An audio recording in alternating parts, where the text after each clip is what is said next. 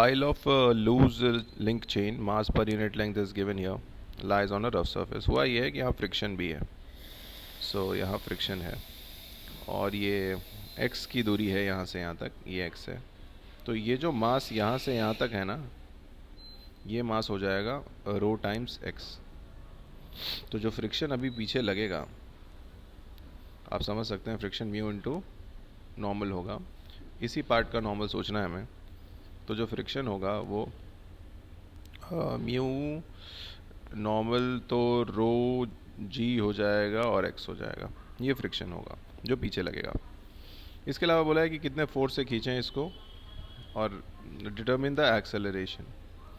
अब इसमें क्या क्या हो रहा है हमें ये सोचना है।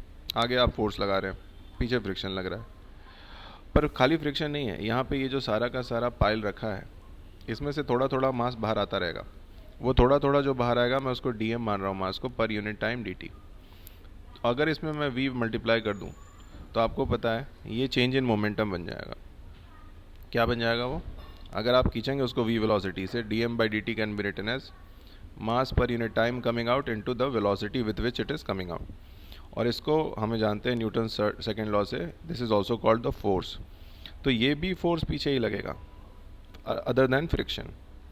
तो अब हम क्लियर थोड़ा थोड़ा हो रहे हैं कि आगे की तरफ फोर्स है P और पीछे की तरफ दो फोर्सेस हैं, एक ये और एक ये। अब इन दोनों का जो रिजल्टेंट होगा वही मास इनटू एक्सेलरेशन यानी नेट एक्सेलरेशन होगा।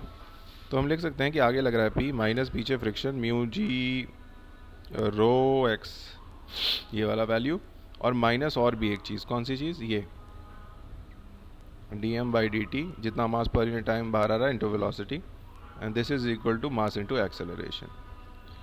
इसको अगर आपने कभी सॉल्व किया है तो आप जानते हैं कि इसका डेरिवेशन करने पे वैल्यू रो वी स्क्वायर भी कहते हैं अगर वेलोसिटी भी है तो, और रो मास पर यूनिट लेंथ है। तो I can just write P mu rho ji x minus rho we square will be mass into acceleration. कौन सा पार्ट एक्सेलरेट हो रहा है, कौन सा मास एक्सेलरेट हो रहा है?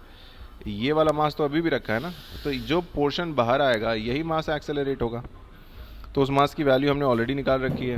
उस मास की जो वैल्यू है वो है हमारी नज़र में rho into x into acceleration. यही मास है ये वाला। ये वो मास है जो ग्राउंड पे फ्रिक्शन के अगेंस्ट घिस रहा है।